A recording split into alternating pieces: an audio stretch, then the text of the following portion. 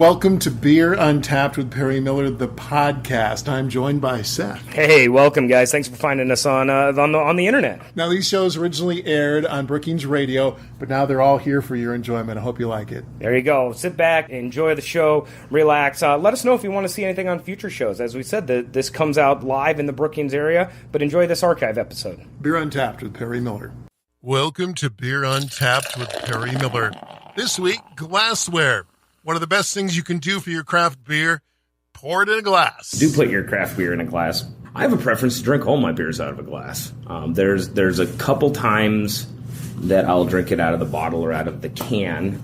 Not that there's anything wrong with that if that's the way people choose to do it, but I personally prefer out of the glass. Even if I'm at home drinking the light beer made from New Ulm, I will still put it in a pint glass. Just me too. Maybe I like the way the beer looks. Maybe half of it is that everything that's in a bottle or in a can is a bit ambiguous because you can't really see what it is. I enjoy, it's probably the nerdy side of me, I enjoy how craft beer looks and how beer looks in general. Seth Cook there from Wooden Legs Brewing of Brookings. The appearance and the aroma are important aspects of the experience of drinking a good beer. Beers will smell their best when they actually pour with the head and have a way for the CO2 to effervesce to come up out of them. And that's regardless of the beer. Even if you don't think your beer that you're drinking has a really strong or powerful or notable aroma, the truth is, yes, it does. I mean, even American light beers have a notable aroma that contributes to the flavor profile of a beer.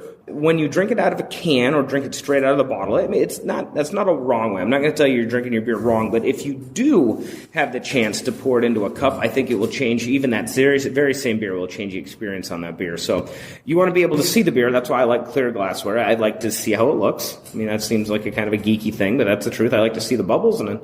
I like to see the color of the beer. And I do like to smell the beer and be able to really get that both senses, not just taste, but also smell. And I think that really opens up how a beer tastes and how I interpret a beer. Pouring a beer into a glass just makes it better. There's some people that will say, oh, draft beer is better than bottled beer. And there's probably a couple of reasons that's true.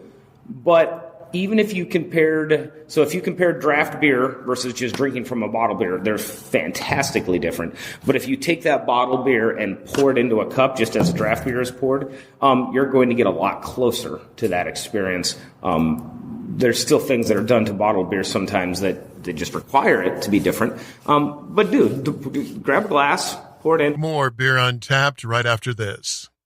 Welcome back to Beer Untapped with Perry Miller. We talk glassware. No matter what kind of beer you're drinking, it's going to be better if you consume it from a glass with a proper pour, and that means plenty of head. So, what kind of glass? There are almost as many styles of beer glasses as there are styles of beer. Seth Cook at Wooden Legs Brewing of Brookings says, you can always start with the basics. Most commonly, people think of the shaker. That's what it's a 16-ounce glass that if you pour a 12-ounce beer appropriately into it, you get the perfect head, and it looks beautiful. So that's the 16-ounce American shaker. And those are appropriate for a whole lot of styles, everywhere from Pilsners to IPAs to stouts. I mean, it is quite all right to drink a lot of beers out of shakers. Now, you will get some benefit for different beers if you drink them out of different styles of glasses. I think the stout glass that I use is an Imperial Nonic glass, and it's actually a 20-ounce glass. Did the Brits come up with the Nonic pint? Yes, they did. They did. So it's the bubbled glass. It has the bubbled top. I think it's a better grip on my stouts, and also since it's a little bigger, I don't have to get up as often to go fill it up. So that's but in reality, the whole thing is open. It has kind of a wider mouth on it. Really, really good for the foam that stouts are known for. Generally with craft beer, the bigger, the stronger the beer, the smaller the glass. As the alcohol level goes up, the serving size naturally comes down. The other glass that we use commonly at the pub here is the tulip glass. It's a little smaller in the portion size, but that's usually because the beers that we put in it are intense. It probably would not be responsible to drink a 20-ounce serving of a 10% beer. Well, it definitely wouldn't be responsible for us to serve you a 20-ounce serving of a 10% beer in one sitting. And those are neat glasses. We use kind of an ambiguous tulip glass here because that covers a lot of bases, and it covers actually most of the craft beer bases. It's probably the most common tulip, the one you see the most often. Right. And it works great. It works. And there's chalice glassware as well. If you get into some of the really specialty stuff, they have specialty glassware for specialty styles. I think Sam Adams made their own glassware. A Kolsch glass is probably it's a tall cylinder style glass that makes Kolsch beer just look gorgeous. The Hef glasses, there's tall Pilsner glasses.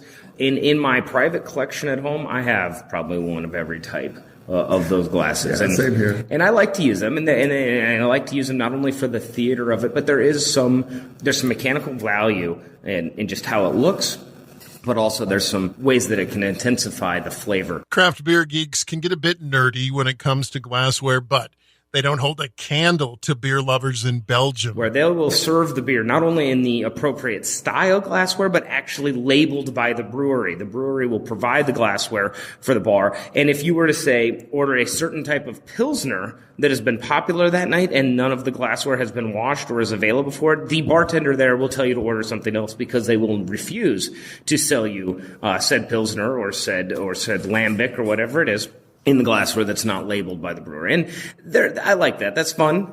That's a cultural thing that's really cool.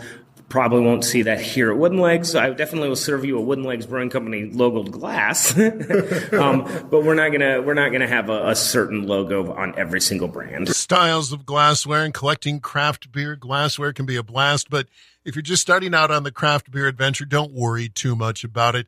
Just get that beer in a glass. That's it for this week's show. Until next time, drink local and drink responsibly. Thank you for listening to this archived edition of Beer Untapped with Perry Miller. Feel free to listen to other episodes, and if there's anything you'd like us to talk about on a future show, please let us know. Thanks again.